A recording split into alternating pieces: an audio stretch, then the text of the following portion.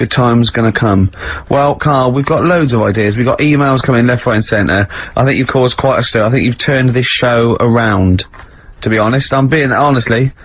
Yeah, no, you've done really well. You're actually acting a bit like a producer, isn't he? And, you're coming through in your own right.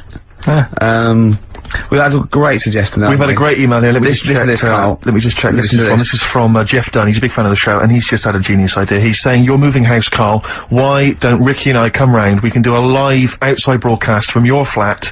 We can observe from your kitchen those weirdos that live opposite. We can maybe just wander around, just see the kind of place that you've got. You know, maybe check out your record collection, your clothes, what you got in the bathroom. It'd be amazing. Your futon. It'd be like Louis Theroux, wouldn't it? We'll be Louis Theroux. Come on, Karl, this is a dynamite idea. Nah. Why? I don't want you coming around making a mess and that. We won't make a mess. One person will take our shoes off. When have I ever made a mess in the studio? Yeah, exactly. No, but do you know what I mean? We're not going to make a mess. We're not going to have anything with us. But what's in it for anyone? Well, it's just a fascinating insight into you. Yeah, but, right, when I see that little Chinese kid across the road who's dancing about in his underpants, that's in the evening, right? He's not going to be doing that on a Saturday, so you'll be disappointed there. Sure. That old woman... But you could at least show us the room in which he dances. Yeah, when you say little Chinese kid, he's a 35-year-old man, isn't he? Yeah, well... you don't... 28. Yeah. But anyway, that's beside the point, you know, we'll find our own amusement. No, I don't, and the woman downstairs has got a baby, and if we make loads of noise and that gets stressed out... We're not gonna make noise, are we? We're just gonna have a conversation in your flat. Have a cup of tea. Yeah, but if we're doing OB, we need to get, like, a car outside with a big aerial on it, and the parking's bad round our way. What do you mean you have to do what do you mean? To do an outside broadcast. Can't they put in an ISDN line just for the dance? No, because it'll make a mess of the wall, and I won't get my deposit back. So, we'll leave that. Thanks for the idea. You know, he's going around painting all the little holes, to get his deposit back in the wall. He wants to get his deposit back. It's probably cost him about 400 quid redecorating. Let's remind people, Karl, of the prizes for Rockbusters this week. It's dynamite stuff. We've got the David Attenborough DVD Nature Collection. We've got a number of CDs, the best of David Bowie. We've got a Madness CD, not quite sure whether that's songs from the musical or their original tunes. Country Legends, 2 CDs there of great country music. Brilliant. And the remix to XFM compilation. Plus, of course, the big movie prize this week. Hellraiser! If you haven't seen it already, then I assume you have never seen a film before. Because I don't know if there's anyone who hasn't seen Hellraiser. But obviously you have to be above 18 to join, to play the competition. Come on in. So, how long would you want to be around for? Is this just for the... Just for the show. Couple of hours. 2 hours. You just get the desk in there. A live OB. We could check out the futon, we could sing its praises. Check the fault in, right? Yeah. Oh, you might have sold that by now. We could have someone come round and buy it live on air. Yeah. Think about it. Think about it. Think about it. It's great. How did Graceland start? Because that was its normal house, and then they took over. Right, anyway, Rockbusters. Yeah, go on. I give a cryptic clue. Yeah. And a letter, and it makes up a band. He never said the word cryptic a few months ago. I love it. Do you know what I mean? I feel it's like our own little Eliza Doolittle. Yes. Right, even Richard will like this one. Here we go then. First one. There's 3 of them, and you email in. If this doesn't turn Dickie round, nothing will. This is an email-only competition. Email only. Right, here's the first one.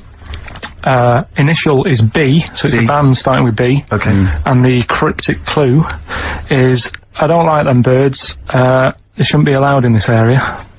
I don't like them birds, they shouldn't be allowed in this area. Next one. Right, the next one. He doesn't like women, yet he's got a couple of kids, that's a bit weird. Is that a cryptic clue, or is that just a thought, you know? Point? Is that, That's the cryptic clue. Okay. And the initials there are PD. Okay. And, the last one, God, that one, that's terrible. That's terrible. Okay, quickly. Oh, God. And the last one is, that bloke who does... Come on! It's making me laugh. Come on, Karl, be professional. Right, the last one. Right. I can't do it, it's making me laugh. Oh, come on, I'll come and read them then. No, hang on, Come on, Karl. Right, here we go. They don't do this on Blockbusters on TV, do they? No, come on. That bloke who does sport on telly. He's got a little kid, right? Initials DC.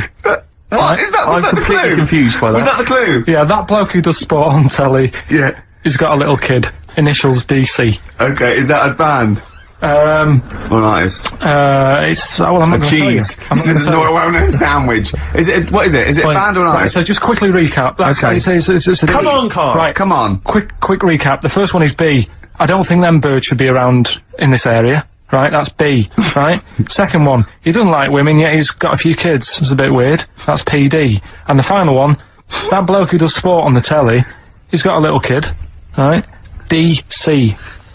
Alright, and it's ricky.gervais@xfm.co.uk if you want to enter for Hellraiser. Oh, I'll tell you what, continue to do a little theme here of like some old stuff people haven't heard of. If you're under 30, you probably never heard of this band. It's also a new thing I want to introduce to it. It's Show Up Camfield. Camfield talks the talk, he doesn't walk the walk, he doesn't play some rock classics on his show, because he's scared. I'm going to play the tracks that Camfield's too scared to play. This is Kansas and Carry On Your Wayward Son, alright? Brawl, Nirvana there. Amazing. We were just talking, we were getting excited about that, Yeah, aren't we? got an incredible Brilliant. voice he has. And Grohl, do you know what I mean? It's brilliant. You know, you're right, the new one from Nirvana. Well, it's time for Educating Ricky Part 2, isn't it? I'm excited, Carl. I'm going to learn so much from this. What's the choices again? What's Right, you've got left. Still keep phoning your answers to, Email, sorry, yeah. The answers to Rockbusters. Yeah. Right, okay, Educating Ricky, Part 2. Right. I'm committed to this treatment. Yeah. Is one. I've got to go for that one. Yeah? Yeah. Or the other one is the police are causing a bit of a stir. He still says it like it's the best thing he's ever come up with, which in a way it is. It could be. Right, go on then. I'm committed to this treatment. Right. Do you know the saying? Is it just sayings now? Are they all sayings this week? No, they're not. Okay. No, the other one isn't. Frog in your throat? The saying, there's a frog in your throat? Yeah. I assume it's when you croak a little bit. You sound like a frog. No. Right. Might seem a bit weird, this one, right? But years ago. Oh, yeah.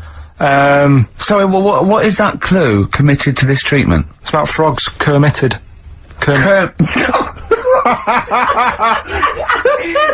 Probably works better with a K and an ER written down. Well, also, if you'd pronounced it Kermitted, yeah. but not committed. Committed to this treatment! Right, go on then. That's genius. So yeah.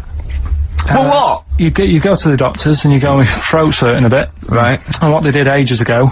Ages ago? What year was this approximately? We are going back quite a bit with this one. Oh, okay, go on. And the doctor would say, He did history. Imagine years ago, go on. and the doctor would say, right, keep your mouth open, I need to look at your tonsils. And the jaw would ache a bit, because they weren't as quick back then, because they didn't have the technology and stuff, and they'd have to, like, stare at it and study it and stuff. And, like, they get an achy jaw, right? Keeping their mouth open. Yeah, like, you get, you know, Yeah. when you eat a Mars bar or whatever, it's So, they'd sat there, and they used to always close their mouth, and it used to annoy the doctor, right?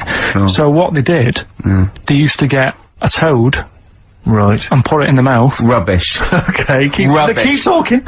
Keep talking. And, that way, they couldn't close their mouth, because either they'd squash it, Right. or, apparently, you're not allowed to, lick a toad's back. So the doctor would have them for breaking the law? No, but it's poisonous, right? A toad's back. You should never lick a toad's back. Or put it in your mouth, really. Oh, just stop for a second. Wait. What? Can I just ask one question? Go on, yeah, Just go ask on. one question. I've got a few, but no, go on. sure. My initial thought is, it sounds like a brilliant bit of sort of medical, knowledge there. It's a great idea. Yeah. My only thought is, how does the doctor see past the toad? Yeah. At your tonsils? What's he actually looking at with the mouth open? Surely the toad is Isn't in it the like way. hopping around in the way? It didn't say. Sorry, and my first question is, was this on the internet? Yeah. Yeah, okay. Carl, that is bollocks. That is, I mean, Well, alright then. Let's turn this round. Where does the saying, you got a frog in your throat come from? probably because you sound a bit croaky. Probably that. Probably because you sound a little bit like a frog when you've got a sore throat. Carl, did you not question it just for a moment when you read it? Just for a second, didn't you think, that seems an odd approach? Firstly, why a frog, of all the different Because species? it's poisonous. A toad. So a toad, so it's a toad as well. Yeah, well, it worked. I'm committed. Worked. No, My point is it's frog in the throat. I was gonna change it to, have you heard the news Toad Day? But I went with the frog. Oh, God! Right, so that's think rubbish. about it. So that's rubbish. Next, can I have, Let's play a tune, let's come up with a God. that was one of the tunes on there. It looks professional, it's amazing. It's incredible, The yeah. effort Oh, is he's gone to too much commendable. effort. Ben Queller, it's a track called In Other Words from his album Shah Shah. Open wide. Oh dear, that's interesting. Oh, you doctor. You've actually got a frog in your throat. I didn't get there. I put it in there. That's the most ludicrous story I've ever heard, Carl. Why don't you think when you read these things? I think there's always going to be a bit of truth in all of these. I mean, that fella called up, didn't he, and said, he said, I'm not sure about the, putting a frog in your throat if you've got, problems with your tonsils or whatever. But he said, years ago, if someone had toothache, they'd get hold of a frog and strap it to the face.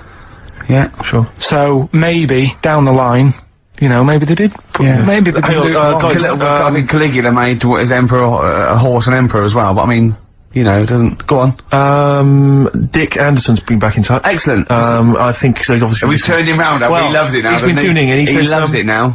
He says, Ricky, thanks for a really forgettable 2 hours of radio. I think I'll spend the time next week counting my feet. That's from Richard Anderson. So, we've turned him round. Do you know where the phrase counting my feet comes from?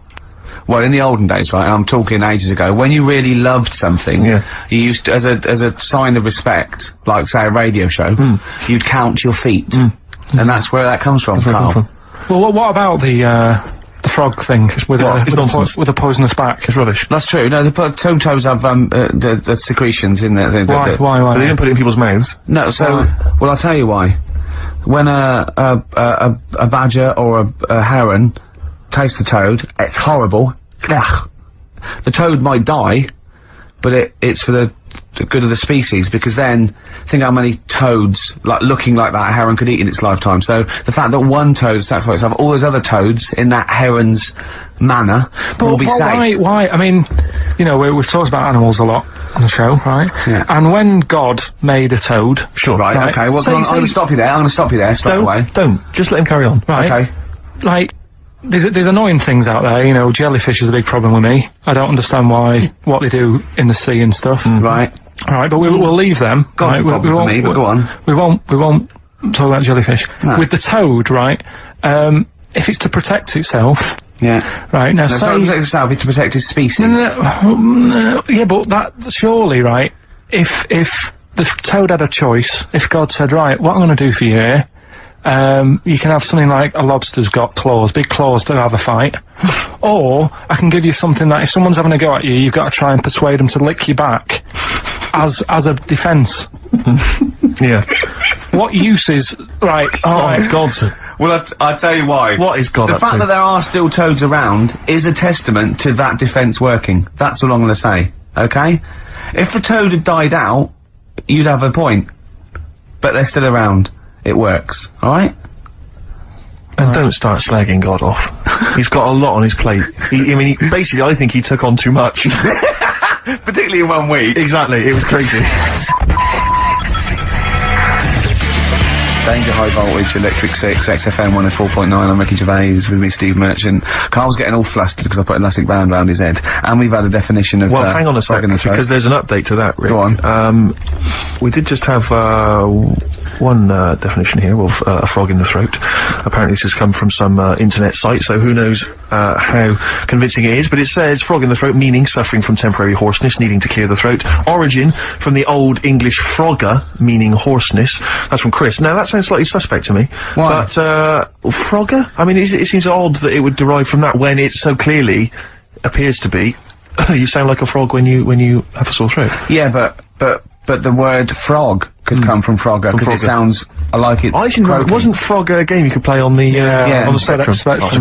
But listen, hang on, there's an update to that, because, just to the common frog, of course, Rana temporara, that's the Latin name. Well, your toad is Buffo. You may be trying to show off, but I think you're about to embarrass yourself as well, because you've been slagging off young Karl. Yeah. It says here, another email, it doesn't tell us who it's from. Although it's hard to believe now, at one time, medieval physicians believed that the secretions of a frog could cure a cough if they were coated on the throat of the patient. Yeah. That in itself sounds repulsive, but what makes the idea even worse is the application of the secretions.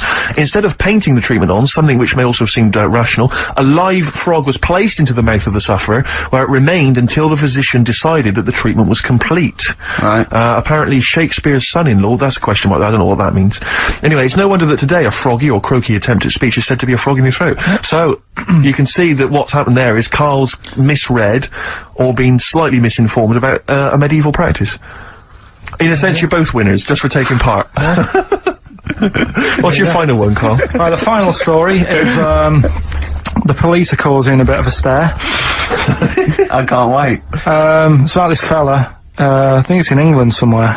Yeah. Don't know when it happened, but, Literally ages ago, or? basically, well, I think it's when they were trying to crack down on, like, drunken people walking about in the street.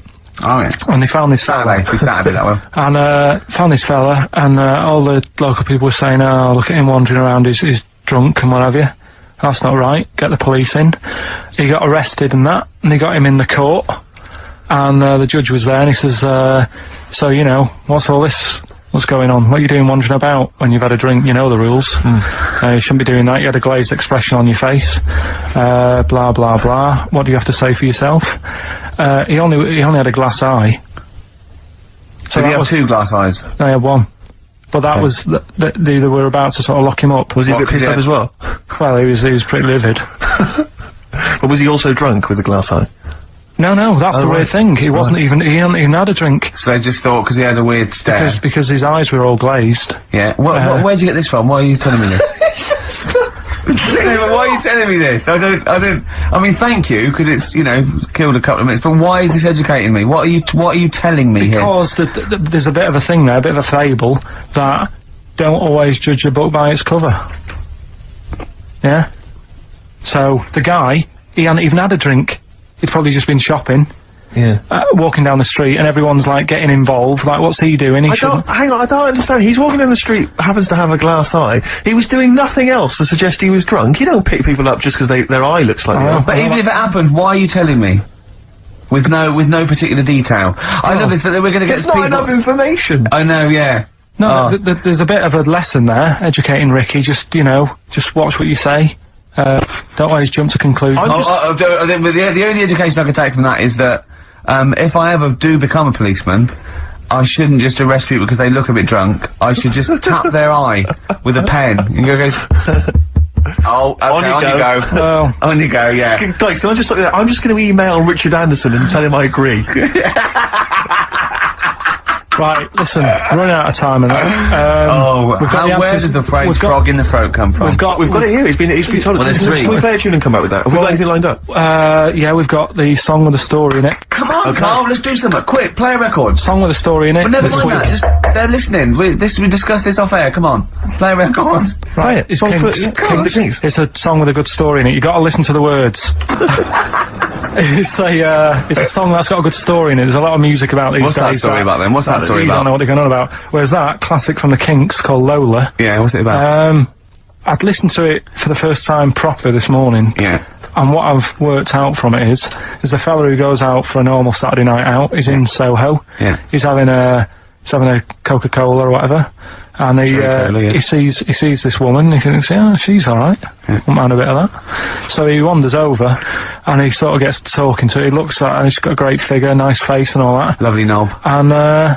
And she speaks, and he goes, oh God. Got a bit of a bloke's voice. Yeah. Got a bit of a voice like a bloke. But he thought, but, you know, that's her only down point. Sure. So he dances around with her, and I think he sits on his knee, I think he said. Yeah. Anyway, it turns out it's a fella. Yeah. Right. So, a sobering lesson. Yeah. What do you take from that? Look, always sort of, if you think you might be talking to, a bloke in drag. Just look at his sort of Adam's apple. And he'll probably have a hairier arse than a woman. Yeah, I think you've gone too far then, though. I think you're already getting too close. It's a bit late to pull out.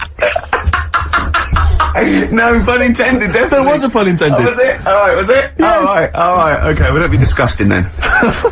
Right, okay, right, the results of, we ain't got a winner for the first time. Yes, we have. We've got loads of winners. No, we haven't. We've done this feature for 3 weeks. This is the first time I've managed to sort of... What? Well, let's go through them then. What have they got wrong? The first one. The first one? What was the first one? Well, hang on, let's do them in reverse order first. So what's the last one? The last one, the clue was That bloke does sport on the telly, and he's got a little kid. What's that? That's Destiny's Child. Des, who does ITV Sport, that's has got a terrible, tiny man. child, right? No, terrible. that's fine, they got that. Destiny's Child. What's the one? What's the middle one? Right, the middle one. Right. Child. The second one was, he doesn't like women, yet he's got a couple of kids. That's a bit weird. Yeah. Right? That was PD, that was Puff Daddy. That is offensive. Go on. But it's not Puff Daddy. It's Puff Daddy. And he's not even called that anymore, he's called P. Diddy. Well, Okay, fair enough. but they got that one. Yeah. And if I'm being tight, these lot are as well. Yeah. Yeah. Tight means something in Manchester. Go on. Right? And the first one that they're having problems with, I don't think them birds should be allowed in this They've area. got it. Boyzone. It's not Boyzone. What's the clue again? I don't think them birds should be allowed in this area. That is perfect. A boy zone. No birds. No women. No women, yeah, birds, right? A boy zone. Sorry, Carl. If that isn't the answer, their clue is better than yours. That is brilliant. What was yours? Boy zone, it works perfectly. What's your answer then? Bangles. I have no idea what that means. Like seagulls. So you don't want them in this area, so you're banning them. Bangles.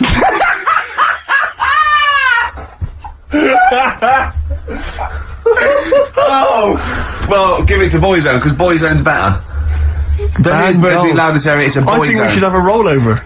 Carl beat them. Carl beat them. You have to use his logic, surely. But theirs works. You can't do what am I thinking. No, that's not what I'm thinking. It works perfectly. I think you've got to give it to the ones that got the boy zone. Well, how about, right, because they didn't actually get into my head that I'm not thinking, heaven right? forbid. How about we just keep back the David Attenborough, and they can have, I'll chuck in the Hellraiser, right? Okay. and Blondie album and the Madness Yeah, one. okay. Pick a winner at random. Pick a winner, Steve. I'm going to give it to Paul Sloman, who got those answers, and he also says, P.S. Carl, you're a moron. So, I'm giving that to Paul, and good luck to him.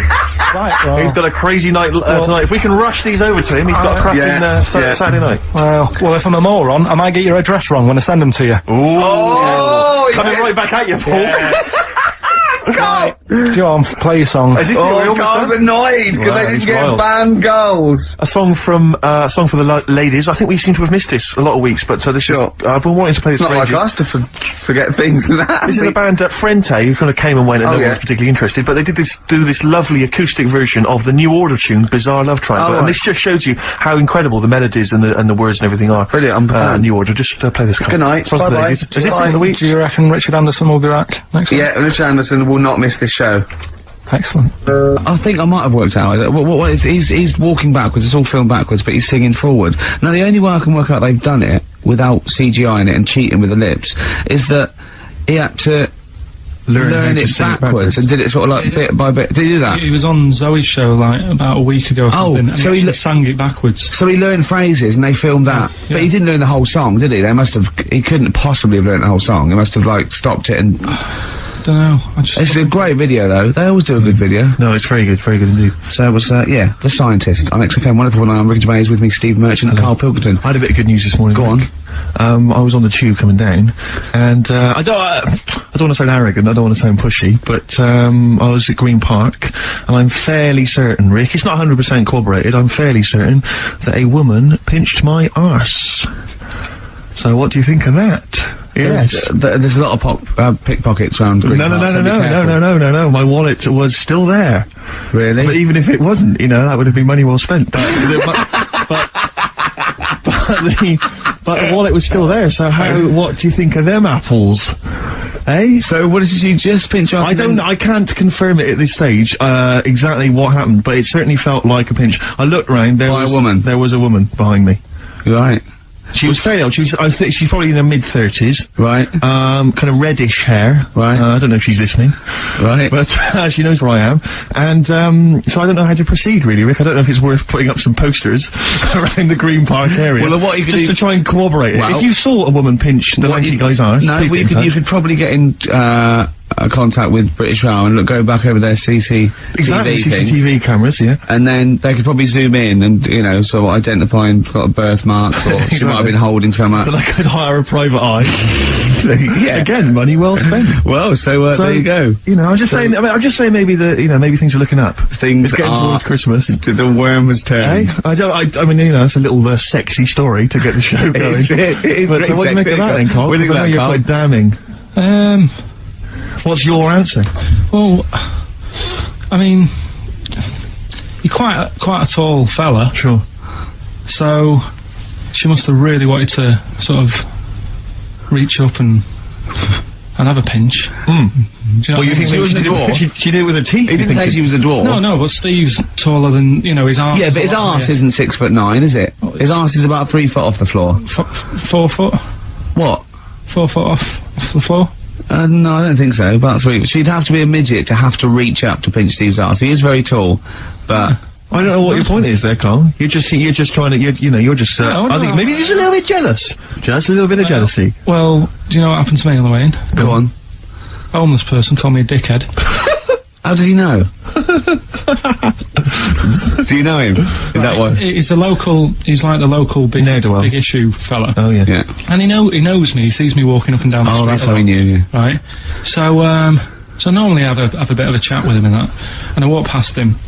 And, you know, I can be a little bit cheeky with him, because I've been cheeky with him in the past with stuff. You pinched his arse. No, just, you know, saying stuff like, God, you're always there, I mean, you got home to go to, and stuff like that. Yeah, But just breaking the ice, Go on. but he knows, and he laughed at that, right, Yeah, last time, so I thought I can be a bit cheeky, right? So he goes, do you want a big issue? I said, no. He said, come on, I've got loads of them, right? So I sort of said, when I was a kid, and I used to do a free paper around the free papers one, I said, just put them in the bin and go home, right? And he went, yeah, but how am I going to get any money doing that, you dickhead? You see, I can see his point. He is homeless and having to sell newspapers to get 50p or a quid or whatever. Yeah, and sometimes I treat him, right? And today I didn't have any money. I had a takeaway last night, and I normally give them a quid, and I felt bad not being able to do that because I didn't have any money on me last night. Right. I couldn't look him in the eye. Did you explain this to the homeless person, the traumas of the takeaway without the tip?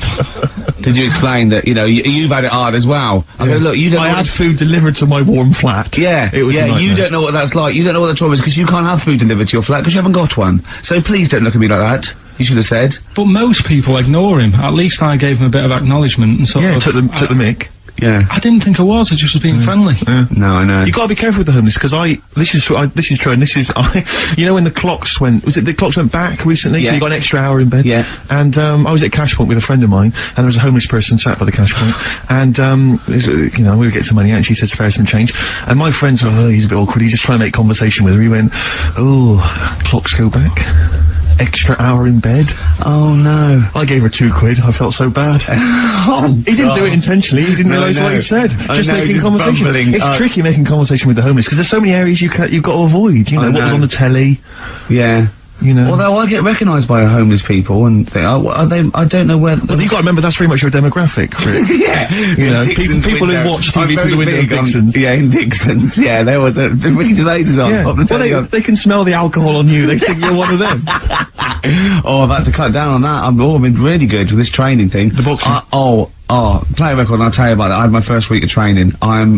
I'm in trouble. I'm struggling. What do you want to play? Oh, we've got a bit of, have we? Stone Roses, classic. Feeder, come back around. XFM 104.9. Ricky Gervais, Steve Merchant, Karl Pilkington. Alright? Yeah, so I had my first week of training for this, charity boxing. For those who don't know, I'm fighting Grant Bovey, Anthea Turner's husband. It sounds arbitrary, but it's actually because he's, at 41 and about my weight, a bit taller, I think. But, and we've never done it before, but, no, it'd be fun. Battling someone for charity. Yes. No, but, it's, and I can't believe my luck, because I've been a fight fan for like 30 years, and they took me shopping, they bought me all the gear, and the training's great. It's really hard. I mean, I imagine it'd be really hard, and it's probably slightly harder than I imagined. And the only bit I like, so I don't like all the exercise and all the stuff you've got to do. I like the bits that look a bit like something I've seen in a Rocky film. Right, sure. You know, we did that thing with the string along the ring, and I have to pop up and punch, and that was great. Right, nice. Skipping's not bad. I'm trying to get good at that. I like that ball that you go. Are you any good at that? Is that? I'm getting good at it. Quite honestly. What's that teaching you, that particular thing? It's just the rhythm, is it? It's rhythm, and of course your arms are up for that long, so you've got to keep your guard up all the time. Yeah. So that teaches you to keep your arms up. And you were up at 6 this morning, you broke some raw eggs into a cup and you ran up the steps of the town hall, didn't you? I know. With loads of people following me, and I shouted, "Bovey!" at the top. No, I'm not going mad. Just you know, once every other day. But I'm struggling now. I woke up today and it's like I'd been hit by a car. Yeah. Just everything aches, so muscles you haven't used. But, anyway, I had a meeting, the first time with the people, the program makers, because they're following me for a month and everything, and Grant as well. And they said, you need a sort of nickname, just for a laugh. And I went, what's Grant using? They said, I think it's gonna use Gorgeous Grant Bovey, or Grant. I went, I don't know, so I better go against that. What about, Ricky Jippo Gervais? Yeah. Right? Yeah. And, yeah. So, anyway, I had a meeting with Frank Maloney meeting the next day, and it's sort of like, you've got to do this nickname, and the bloke said, I checked out that name, you can't call yourself Jippo. I went, well, of course I can't. I was joking. He went, well, I said, well, it's racist. I was joking. I was making a joke about me, and he went, I don't know. And then I went down to get buy all the gear from this shop. They'd have the dressing game made? Yeah. And I was picking all the stuff, I was going, oh look, that's like Naz wore. Oh look, that's like Ali wore and I'm going, I'll have that, picking all the gear and everything. And, there was a couple of boxers down there, sort of like looking at me thinking, who's that fat bloke taking up boxing at 40? And, I said, I wasn't it? And, the bloke went, oh yeah, how you doing? I went, oh yeah, so how long have you been in the game? He said, I've been boxing 20 years. So how many fights you had? He said, about 40. I said, oh yeah, help me, I've got to think of a nickname. And I thought, Ricky Balboa Gervais. He went, right. I went, or Ricky Marciano Gervais. He looked at me and went, what about Ricky Martin? Oh dear. Absolutely justified. Yeah, I'm not respected yet in the boxing world. No, sure. But I mean, it's only a matter of time. Once they see you fight, Rick, everything's gonna change. So, have you actually punched anyone yet? Have you actually? No, punched person. I've punched pads, and I've punched the bag, and I've sort of sparred and that. I know you're gonna get a chance to punch Well, as I suspected, my punching power's alright, but my fitness is, it felt like I was smoking. Yeah. But there's, bits of lung that haven't had oxygen in them for 20 years. Yeah. And it's ridiculous. And also because it's not only it's being filmed, but there's the other fighters there that are ridiculous. They're like machines, right? And it's that thing I can go, right, I can come out on top, but die now of a heart attack, but never give up. Or I can sit down and go, I'm sorry, I feel ill. And I chose that one, and of course they took the mick. Well, of course. But I mean, soon, as I said, I haven't got the respect yet of the boxing fraternity, but and how long have you got then before? 4 weeks. Okay, so, and do they think that they can turn you around health-wise in that time?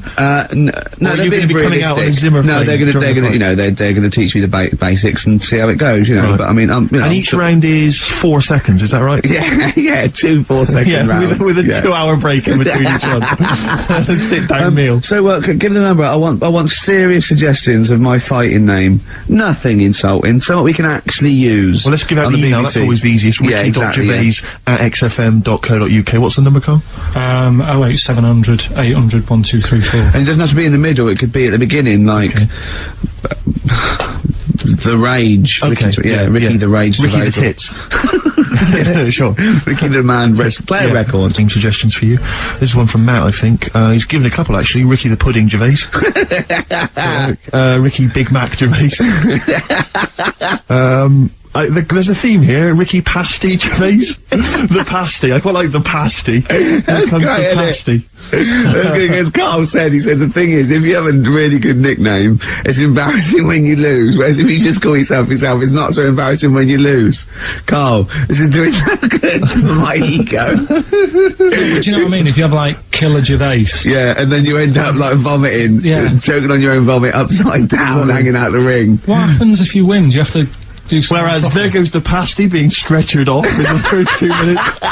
Yeah. It's not such a problem. There he is, being lightly basted. And chucked down a mine. What do you mean, what do I have to do? Say if you beat Grant, say if that happened. Yeah, right. What happens next? What do you mean, what happens next? What? Do you think, this is a contention fight for the big one? But do they, yeah. Well, then we make Ricky 2. No, but you know, do you know if they're planning on making more money? Because it's for comic relief, isn't it? So what happens on the night? No, it's for a charity of our Comic choice. relief would make sense. Yeah. Well, Yeah. whatever, right. Yeah, it was last time. I think it was last time. Is it sport relief? It's not sport. It was last time, right. yeah, but this is, I think this is a programme where And how do you make money for charity from this? Do we pay to sort of, for how many punches to the head you're gonna take? Or No, I just how think long you're gonna last? I assume the BBC donate money, or someone, or a sponsor or whatever, so I don't know, just donate, because it's actually a programme. This is more about a programme with I see. A charity angle. So, yeah. So as if you get, like, killed, there's more money and food to go around. Maybe. But no, I mean, the thing is, what's the next step? Because if they go like, right, yeah, well done, you've won, thank you very much. Well, Carl, what do you expect? That it's winner stays on? Yeah. Like in a fair, where I go out there and I let people punch me in on Bird and Manning. Yeah, yeah. And then my twin gets up. Yeah. It's just it's a programme. He's not gonna turn pro. It's like faking it. Yeah, but what's the point if it's not going to go anywhere? Well, look. Sorry, him fighting Grant Bovey in a ring is not entertainment enough. Yeah, what's the matter with you, Carl? That's gonna get his face pummeled in. That's gonna be hilarious. Right, when I did boxing at the youth club. Once, when he did boxing, he fought once, he fought a little weak kid, because it was his first day, battered him. Next week, it was someone else's turn, and he got battered and he left. Yeah, I said, right, I've had enough. But there was Yeah. there was a ladder there that I had to work. Right, and I decided after the sort of the first step, I thought, it's not for me, this. Yeah. But if you win, it's all kind of like, right, well... Yeah, the world's There you your go. oyster. But it's a programme. It's just a one-off programme, isn't it? It's like, it is like, you gotta treat it like faking it. Yeah, but faking it, right, that little gay fella who ended up being a doorman, he's actually doing that as a proper job now or something, he loved it so much. Do you seriously think I have any intentions of getting into the fight game and leaving entertainment Well, behind? what's the point then? What do you mean? What's the point in, what's the point in watching television? It's entertainment. Or educational. I watch it to sort of soak in Well, this is educational. I'm learning a lot. I'm actually learning a lot, and I can't believe my luck. I've got professionals telling me, you know, hopefully how to lose weight and punch hard. That's just fun. It's like having golf lessons. Right, but say, I mean, here's an example. Go on. It's a nice way to plug it. We've got Rockbusters coming up in about 10 minutes or something, right? Now, Look forward to that. people email in, and they don't just do it for fun, they do it because they know they've got some good prizes lined up. Right. So they're doing it because it gets them something. Yeah, my prize is that I've learned something in life. I've gone through an experience, and hopefully I'll come out in some way better if I don't get mashed. That's it. That's the prize. That's why we do anything, isn't it? I think this is an example of you, Carl, is you give up too easily. Yeah, you and took up the boxing, you gave that up straight You away. think there's no point in anything? I did Crusaders for I think I lasted that out for about 4 weeks. What's that? Crusaders? Well, he was my mate, right? He was religious. Uh-huh. And I'm not really. But No, I mean, you believe in ghosts, though, and shadows pushing people off bikes. But go on. it's the same time, I think I told you once before that I went to the church with this lad because I swore and he said he was going to tell me dad. Yeah. I was effing and jeffing. So he said, if you come Is that how they get people to church nowadays? I love that little kid that, yeah, he hasn't got the idea of the protection game. There's nothing in it for him. Either you turn to religion or I tell your father. Right, so I went to church with him and that, and then the next week he said, I know that was rubbish and you didn't enjoy it. It's when I got kicked out for messing with the tennis ball in the pews, right? I don't think we've heard that, but I don't think we can possibly go into that now. Summed it up. Yeah. So, Well, no, come on, that's we'll it. come back to that. You had a Okay. tennis That's the ball and story. some pubes. no, in the pews. in the pews, right. Yeah. But anyway, so I went there and I said, I don't think much of this church thing, it's a bit boring. Sorry, and so you went to church and you ended up in the Crusades? No, it's called the Crusaders. What it is, it's meant to be the fun part of religion for kids. Right. And my mate said, "Oh, you want to come along? It's you go on a Friday night and do it on a Sunday as well." Right, so I went on the Friday night. It was brilliant. They had Sabutio. Played table tennis in this dead big old house. And what do they do at the end? Say, I hope you enjoy yourself. Remember, God gave you all this. Well, it's sort of, enjoy the simple things in life. You don't need computer games. You can play table tennis and talk with your friends. Yeah. And blah, blah, blah. So, yeah, that's alright. I think you'd be happy in a young offenders institution. You get to clean the toilets there. But don't forget, Carl, I think God invented Nintendo too. Right. Well, anyway, so that was alright. I loved it on the Friday. Yeah. And my mate said if you go for 4 weeks in a row without missing a day, you get a free badge. And salvation. I don't like all this sort of being stuck in stuff. Do you know what I mean? That's what me about school. Do you know what I mean? It's like, every day. Yeah. Right, so, anyway, so you've got to come again on Sunday, so I thought, well, we'll have another game of table tennis, it'll be alright. Yeah. So anyway, I go on the Sunday. Who was this servant of God? Right. I go on the Sunday, it's like a totally different club, there's no table tennis. That's how they trick you. No Sabutio. Yeah. They start handing out Bibles. Oh. And it's like a timeshare thing. Hang on a minute, right? They trick you. So I didn't go again on Sundays. I used to just go on the Friday. Just go on the Friday. Brilliant. Brilliant. I'm amazed no one else thought through that. Well, the thing is, there used to be loads there on the Friday, so they won't even notice if I'm not, like, do you know what I mean? That I'm not showing up on a Sunday.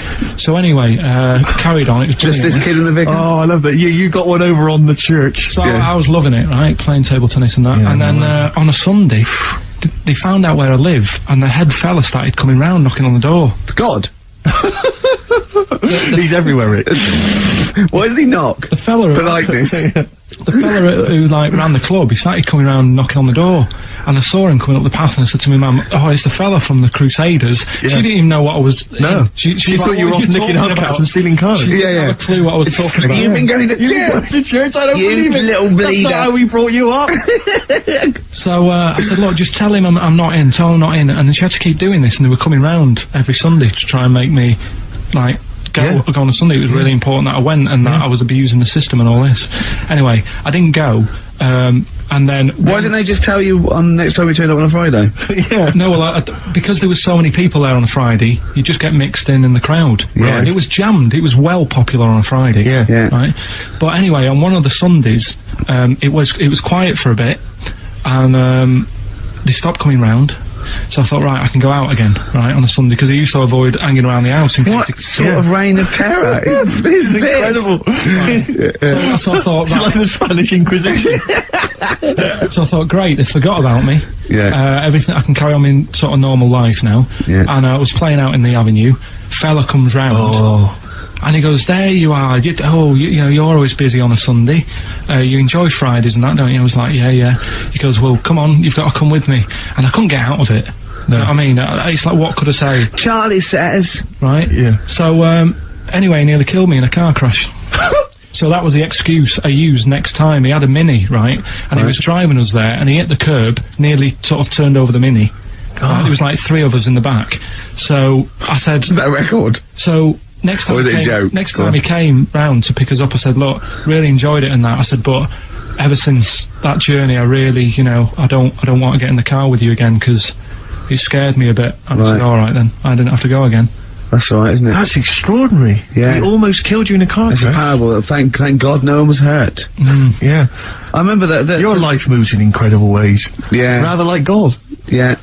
So, they're probably round there now, aren't they? Going, is he coming tomorrow? What we got? Well, we're talking about the prizes next. Well, let's talk about the prizes. We've got the big game Rockbusters. It's coming your way soon, Rick. I know you're excited about that. And is there more Educating Ricky this week? Have you got that planned? There is. We are struggling on that feature a bit now, because I feel like we've covered a lot of topics. Yeah, I know. Well, I know about hairy Chinese kids and deaf people that hit their head and can hear again. So I don't think there's lots more to learn in life. And the amazing Karl Pilkington. Right, prizes. Yes. Rockbusters. Yeah. It's one of the big exciting quiz shows, and this may be one of your last chances to play. There's rumours that it's going to get ditched, Rick. Rumours that Karl Pilkington, the creator and mastermind behind it, has already grown tired of it. It's often the way. You heard them earlier on, the very best of the Stone Roses. From that we played I Want to Be Adored. That's one of the prizes. That's a nice little Christmas compilation. Second hand now then, really, isn't it? Second hand, yeah. 50 years of the greatest hit singles. I'll tell you there's some great stuff on here. Opens, Rick, with Bohemian Rhapsody. One of the biggest number ones of all time. If you've not heard that enough already, you're followed then by John Lennon's Imagine, Candle in the Wind, Elton John. You've got all on one CD, Stephen. Well, these are some of the greatest rock minds. They've chosen some of the best songs by some of the best artists. Go on. Paul McCartney's Mull of Kintyre. That's on there. We've got let me see. That is pretty impressive though, because they are real big classic number ones, as opposed to, you know, the song by the artist they didn't really care about. You see those things on this is not available in the shops, and it's, you know, the second best song artists have done. It seems odd that we're giving it away on XFM because it includes Robbie Williams' Angels, Atomic Kitten's Whole Again, Spice Girls Wannabe, Kylie Minogue's Can't Get You Out of the Head, and I think it closes, well, it almost closes with Steps Tragedy. That's the penultimate track. It ends though, any ideas? It's a big hit single. But do they know it's Christmas, Band-Aid? Perfect for your Christmas party. We've also got the Groove Armada current album, is that from them?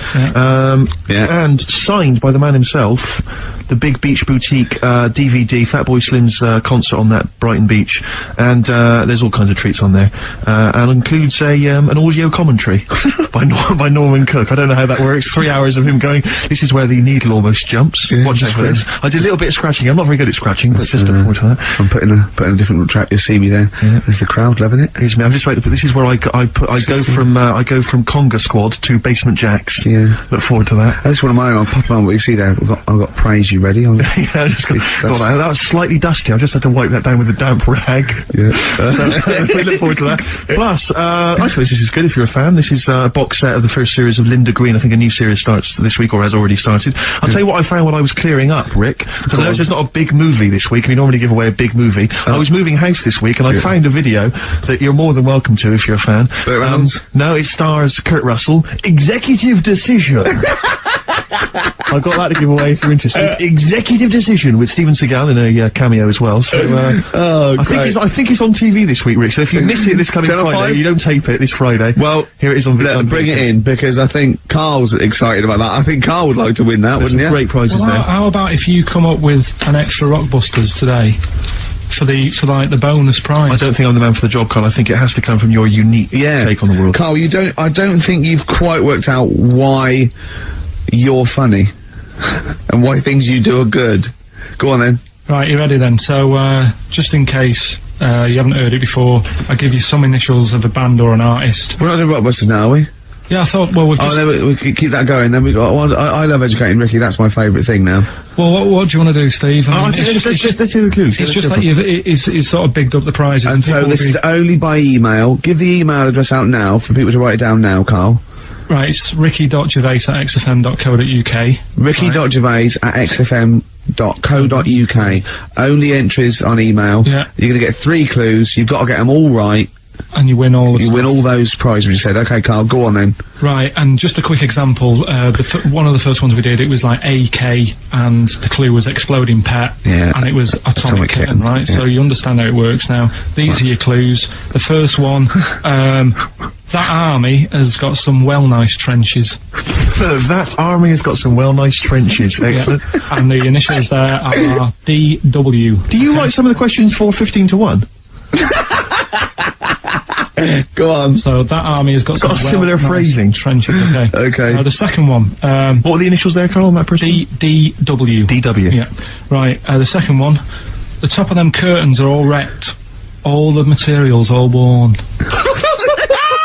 He acts it out though. We've got to get him on telly. We have got to get him on telly, because his little face and his gestures. That's the second one, the initials being HV, okay? The top of those curtains are wrecked. All the materials all worn out, right? HV. And the final one, here's the final clue. I was in Texas the other week, right? I tripped and landed on my knees in a puddle. What's the initials? WH for that one. So I was in Texas, I tripped up, landed on my knees in a puddle. So that's WH. Incredible. You've got it! Is it great? It's fantastic! It doesn't work! Okay, time during the record, Remember you're playing for these compilation albums. We've got the Fatboy Slim DVD, Linda Green on VHS, and of course, Executive Decision, starring Kurt Russell as well. Just Like a Woman on XFM 104.9. Couple more names, boxing nicknames for you, Rick. I think this is from Josh. Ricky Blue Eyes, I quite like. And he's also put Toad Rage. Which I quite like. I'll tell you, our number one fan has emailed again, I'm pleased to announce. Richard Anderson, Dickie Anderson, he was in touch last week. He loves this show. He's such a fan of the show, and this week he's emailed in, what actually is the point of your show? Is it to confuse, irritate, depress, or what? All of those things, Dickie. Thanks for noticing. Oh, he loves this show. He's such a fan. He's such a fan. He's Because last week, you remember, Carl, he emailed in to say that he'd rather spend his time counting his feet than listen to this show. Presumably he's done that. Yeah. And he's Wonder how many feet? Incredible. Yeah. No, but he loves this show. Good, yeah. So, thanks, R.A. Thanks for listening. See you later.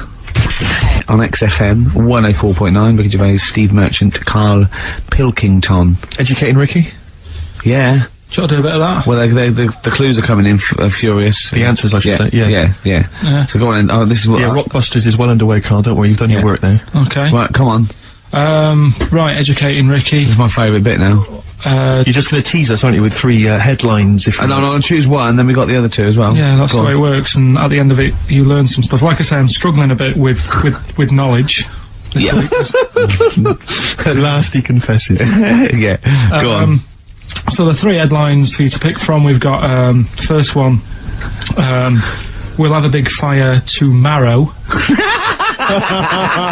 I got a feeling there's some vegetables involved. Yeah, go on. Maybe. Second one, he's a bit of a nuisance. Okay. Right. And, third one, I'll bacon in the morning, if you're sick of having me here. Oh, that one. I'll bacon in the morning if you're sick of having me. Right, I'm having that one. That's brilliant. Right, well, it's a saying. Do you know, cold shoulder? Giving someone the cold shoulder? Yeah. Alright, if you have someone round at your house, and, you know, you try to get rid of them, and they're hanging around and stuff, and you're like, oh, I wish they'd go, I'm tired and that. Well, years ago, when? Literally years ago. Well, ages ago. Sort of, olden times. I think it said medieval times. Yonks ago then, yonks ago. Yeah, medieval, yeah. We're going back quite a bit on this Well, one. you know when you find out these books, why just pop down when it was? Just make a note. I don't think it says all the time, it just sort of says, you know, a few years back. Yeah. Oh. No, it doesn't. Well, never. Alright, I'll make an effort next week. Okay. Right?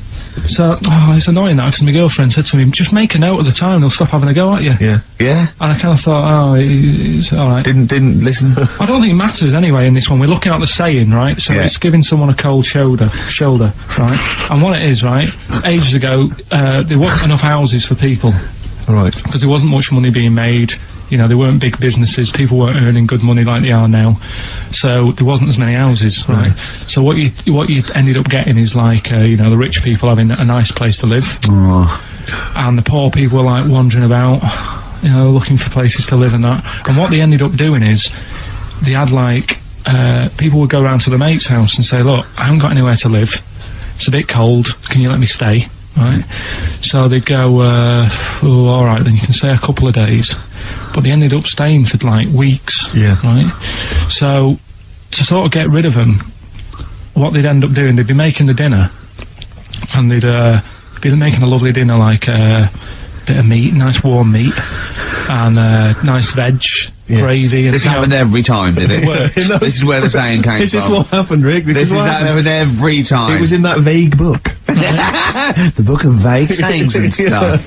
Right, so they'd be making a nice meal, but what they did, they looked after all the family, and the person who won't go home, they just give them some, like, sort of a cut-off of cold meat. Right. So they'd say, you're giving them the cold shoulder. Meaning... Right. Okay, that's rubbish. Okay, absolute... Carl, why would that necessarily work? Yeah. Why do they always, in every situation when you want to get rid of a lodger, well, still feed him every day, but make the meat lukewarm. So they always leave then. Yeah. Oh, this food's lukewarm. I'm gonna become homeless and again, wandering the hold streets. on, are you giving me the cold shoulder? Yes. Do you want me to leave? Yes, just say leaving. No, I like to do it cryptically. That way, in years to come, someone will have a little saying about it. Well, yeah, that was our bacon in the morning. If you've had enough of meat, we'll leave that. Well, bacon in the morning! Oh, bacon in the morning if you've had enough of me! Come back. What are the others? Just tease us again with the others. We'll come back to those. You've got, he's a bit of a nuisance, and we'll have a big fire tomorrow. Nice, looking forward to that. The World of David Bowie tune. Yeah. Good tune. Taken from that new Nirvana compilation. I like that version, I like the David Bowie version. You can't decide, can you, Rick? You're torn. In fact, I like the Lulu version as well. Is there a Lulu version? Maybe we should play that one week.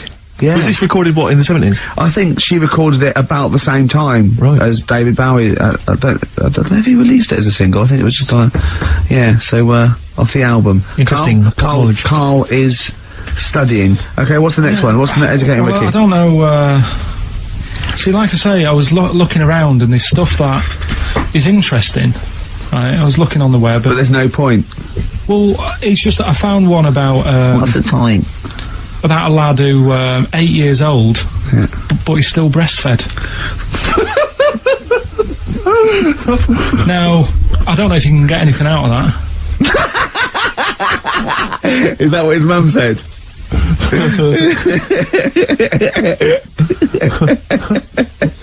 What do you mean I don't know if I can get anything out of that? You don't need to. No, it's just that, you know... Where did you read that? That was on the internet. Oh, well, yeah. You're always unspecific when you mention it. It's just it was on the internet. Well, I'm trying to think what I put in. I think I put in Y to see if I'd confuse a computer.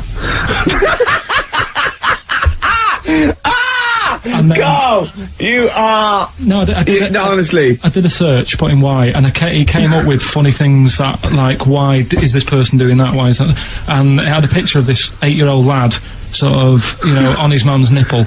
And, it was saying, you know, is this healthy? You sure that wasn't asking you that question? What? I put in Y to confuse the computer. Like the computer go, what do you mean? Yeah. Stop it! Yeah. Oh, look, last week, I was walking, home with him, and I went, he was saying something stupid, and I went, I've got a competition for next week, let's do a phone-in, and it's called Karl Pilkington, Genius or Fool. Yeah. Right? And he went, no. I went, why not? He went, well, they'd be confusing, because they say there's no difference between genius and being a fool. You do that, don't you? No, but it's rubbish, and people say there's a fine line between madness and genius, and, you know, it's a ridiculous soundbite. They don't say there's a fine line between genius and an idiot. Well, the people who do are idiots. Yeah. So what would you do there, though, just to sort of wrap that little thing up? What would you do? That lad loves his mum's milk. What are you asking me to come up with? No, I'm just... A title for the story? No, it's just what would you do? Right. What do you mean, what would I do? Well, it's causing a bit of a problem in the area, right? What area? In America, I think it was. Oh, America are a problem, are they? George Bush is worried about this kid who's breastfeeding at 8. Imagine it like this, right? Right. No, so Carl, what are you asking me? About this spurious story you saw on the internet? I saw it on the internet. There's an 8-year-old lad, he likes his mum's milk, and it's saying, is this right? Should it No, it's not. On? But what do you want Ricky to do about it? It's not his responsibility. Yeah. No, but the little town that he lives in, they're all causing an uproar, right? Going, this isn't right, you know, I can't let my kid play out in case he's in the garden with his mum getting a bit hungry, right? So, what should they do? Because his mum's saying, well, he likes it. Yeah. And he, you know, so what do you do? I don't know the laws. No, but I'm not asking you to sort out the laws, I'm just saying, if you lived in that neighbourhood, what would you say, if you went up to him and said, look, everyone's getting a bit fed up with this, look. I'd say, what would I do? What do you mean, what would I do? What are you asking me?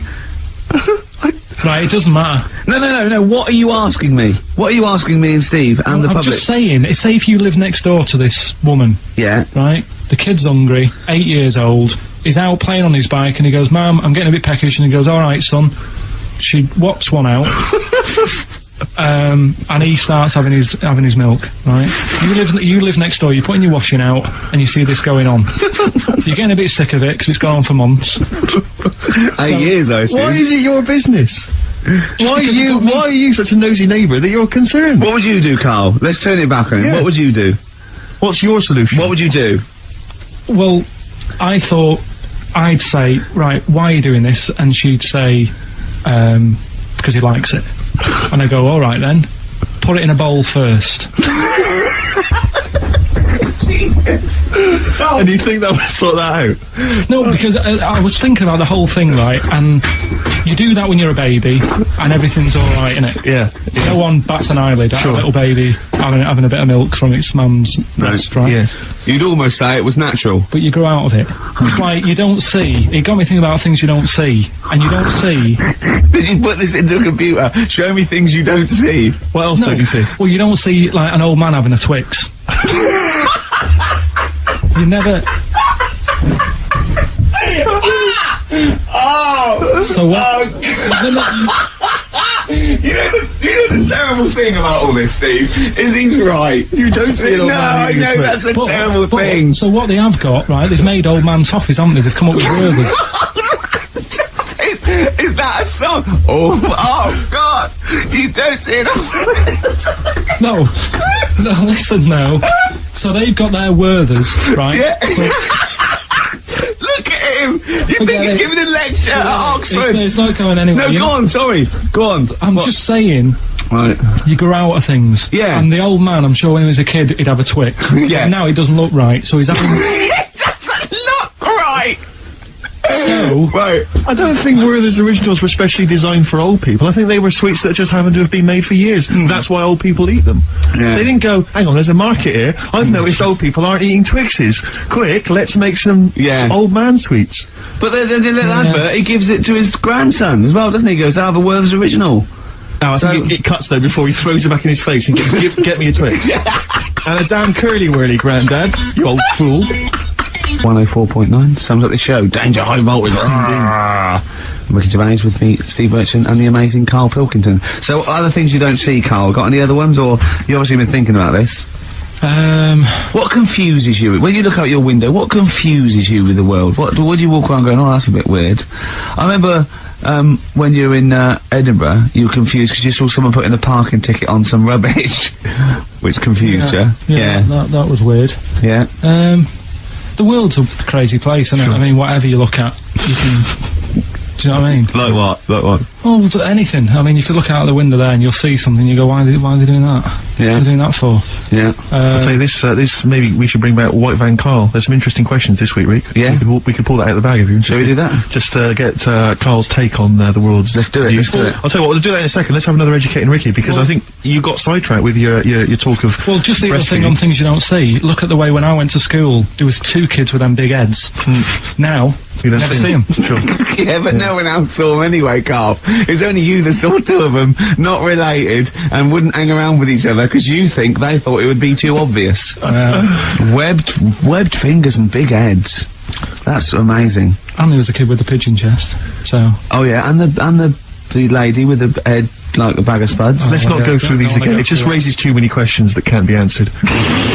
Yeah. Right then, so, we've got, we'll have a big fire tomorrow. Yeah, go on. Is that the one you want? Let's go for it. Right, I think this was like round the 1700s. Bluffing. And just bluffing. But Who was the king then? Dunno. Go on. But it's about the word bonfire, right? Bonfire. Bonfire. Yeah. Do you know where it comes from? No, go on. No. Right, what happened is it's got nothing to do with Guy Fawkes and that, which is what I thought when I saw it. It's got nothing to do with that. But ages ago, at 1700s, right, they didn't have enough houses, like I mentioned. Okay. Yeah. So, if that happens, you get people living on the streets, you get diseases, people aren't cleaning properly. so you get more deaths. Alright? Yeah. So, think about it. You've got all these dead bodies lying around. They're running out of space, because there's, like, I don't know why they're running out of space. But Okay. they haven't got much, I don't know why, really. I was gonna say they should have just buried them, but there's probably more land back then than now. Think about it. He doesn't need anyone else in the room to have a conversation with himself. Yeah, we could leave and we'd come back and you go, I've sorted it. Yeah. But anyway, for some reason, They presumably, if it's going to be they burnt them, it's presumably to do that it also kills the parasite or whatever's carrying the parasite on them, as opposed to burying them and not killing the disease. well, yeah. So that's that. There you go. You've worked it out. They piled them up and they turned it into a celebration because there was a lot of fed up people at that time.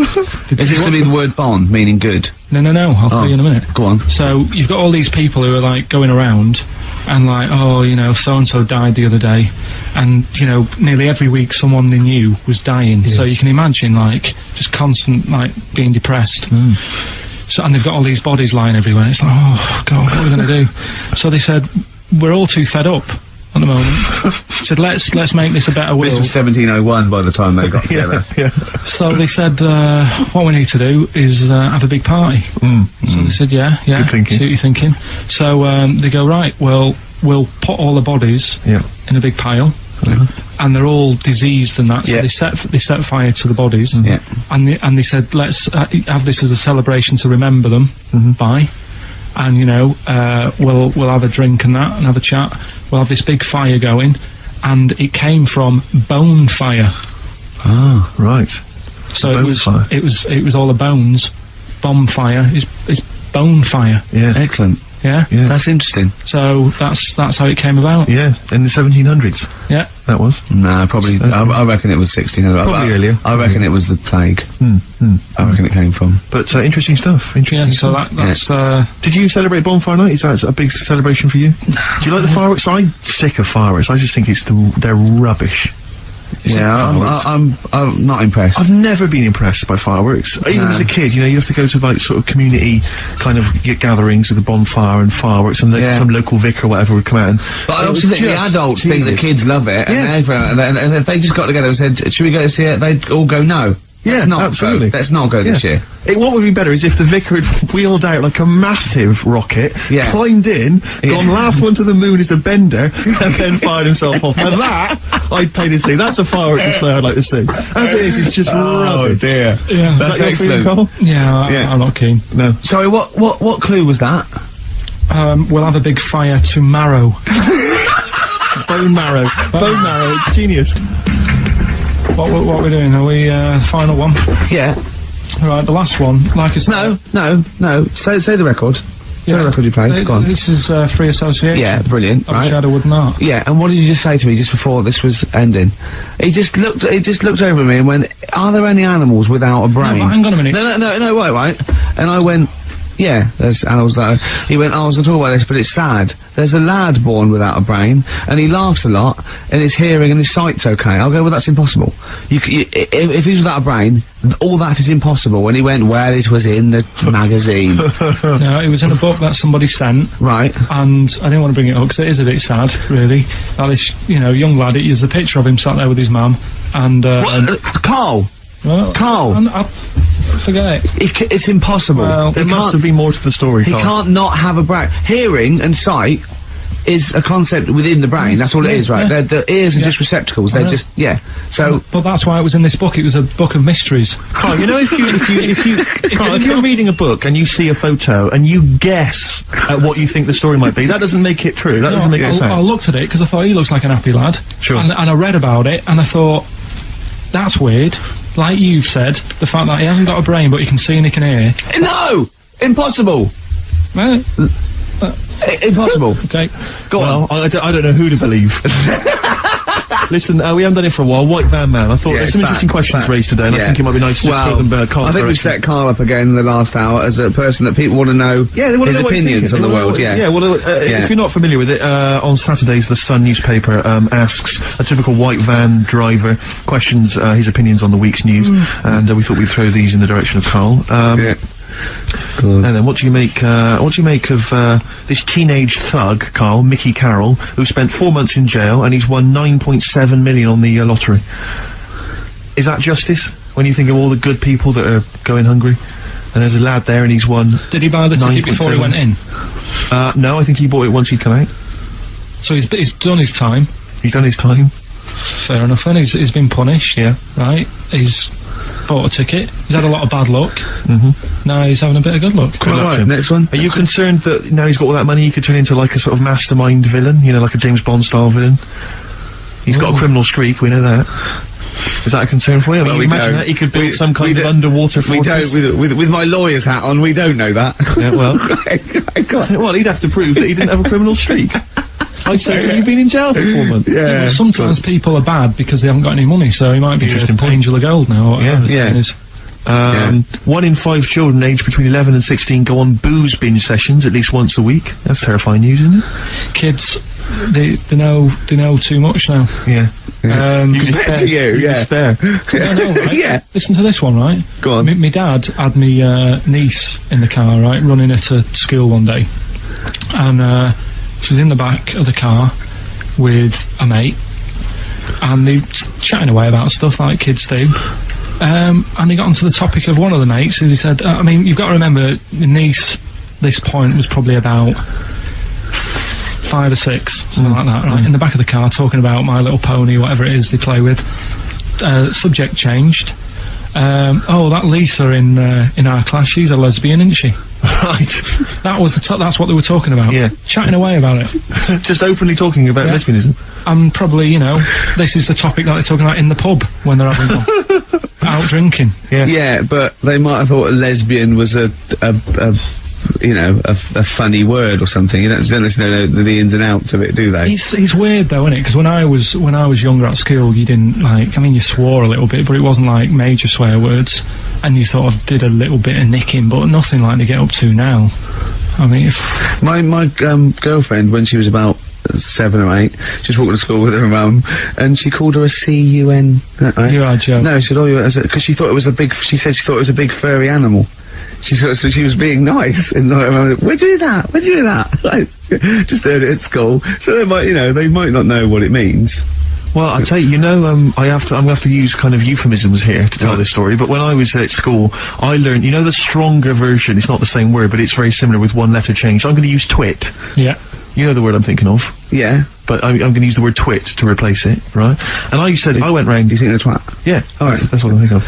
And, so can I say it? Am I allowed to say it? No, it's weird though, because some people from Cornwall use that like saying twit.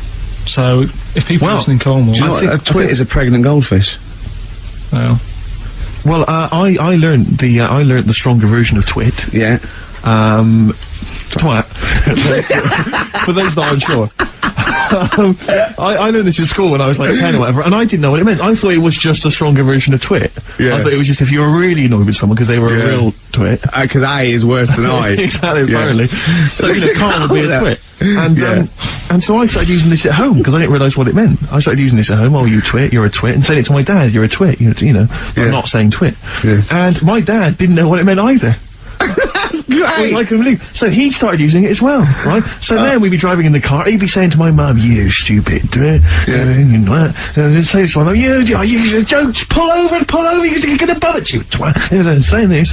Then I learned at school from Mark Johnson what it really meant. Yeah. Stopped using it, obviously finding out it was quite an offensive word. Yeah. I didn't want to bring it up to my dad. I didn't want to sit my dad down and say, Dad, you know that word we've been saying? Yeah. You know what it means? So now, to this day, I've never brought it out with him. So we'll be driving, I'll go home for Christmas, we'll be driving around, he'll be calling my mum that word. Left, right and centre. I think she knows. I think she's just embarrassed. Or she's just upset and she knows what it means. She goes, why does he keep calling me this terrible word? But he's the only one, I think, in our family who doesn't know what it means. No one's got the guts to say, I don't know whether I should tell him this Christmas. Oh, what a twat. I know.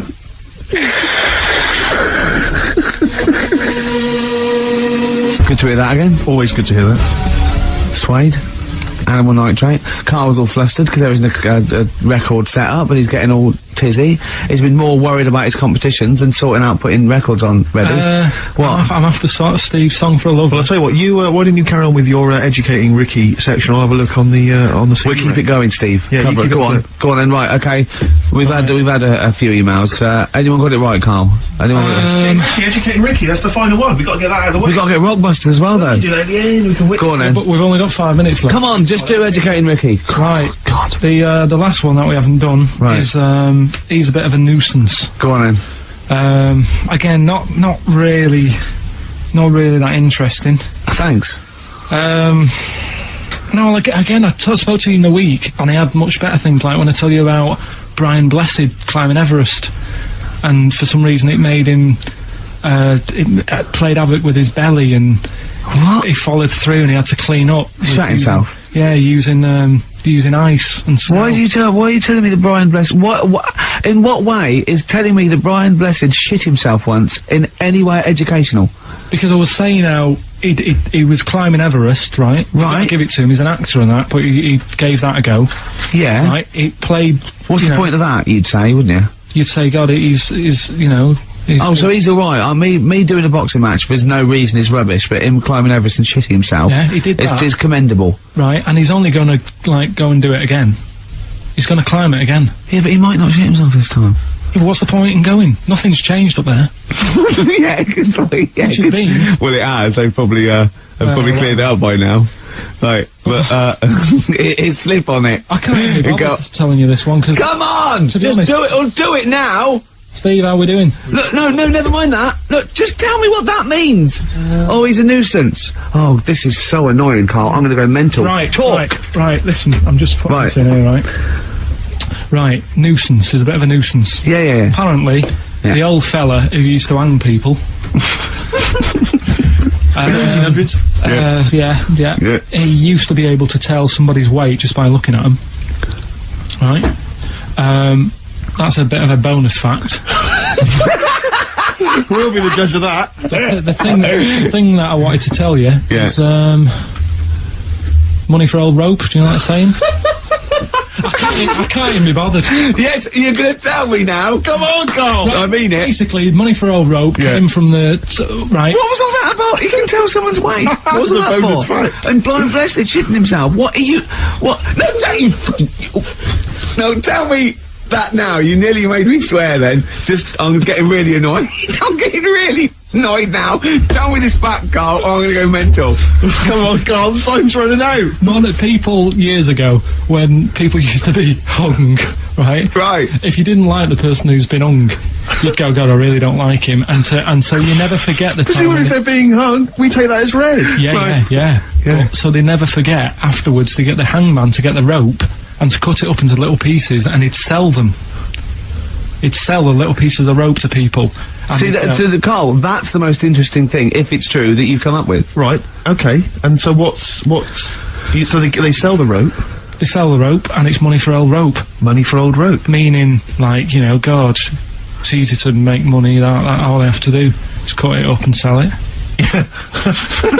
I'm cynical. I'm not so convinced. Right, listen, we're really tight. We haven't even got time for a last track. We've got an ad break and we've got to give out... Okay, give the answers then. This is ridiculous. So, Steve, do you want to pick a winner? I've got a winner when you give us the answers. Okay, so the first clue was, that army has got some well nice trenches. Yeah. That was DW. Who's that? Dandy Warhols. That's brilliant. That's brilliant. That's good, yeah. The second one, the top of them curtains are wrecked, all the material is worn. HV, that's Holly Valance. Oh, he got a phone call for a woman saying I haven't heard it, and he was talking to her off air, and she went, what is it? So-and-so, them's curtains. She went, oh right. He said, you know the thing around the top of the curtain is a palmet, not a valance, and he went, cut her off. Yeah, but... My auntie's always making balances on everything. I'll tell you about that next week, right? I'm looking forward to that. Right. Is this the one that farted for 5 minutes? Yeah, the very same. Right? So, we'll talk about that. I was in Texas, I tripped up, I landed on my knees in a puddle, WH, wet knee Houston. right? Whitney Houston. Yeah. So, You're a maniac. So, who's a winner? We've got Pete, Catherine and Laura in Newcastle upon Tyne. They're listening online, I assume, and they're on going to Sky get Digital. those great prizes. And remember, they got loads of stuff. They got the DVD here, they got Linda Green, they got Stone Roses, they got another compilation, and Executive Decision. Where did you read about Brian Blessed? Is it actually true, or have you libelled No, someone else? it was an interview with him in it. And what did he say? Oh, come on, what did he say? He said I climbed Everest and I played Have It With Me belly. Let's talk about it next week. We've really run out now. Oh, you're a fool.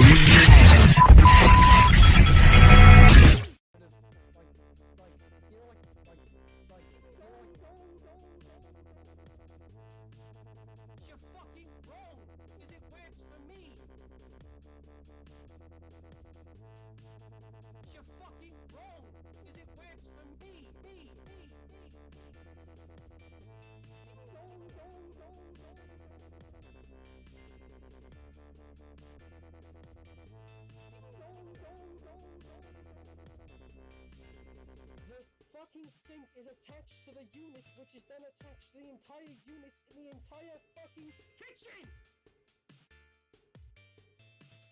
Attached to the entire units in the entire fucking kitchen!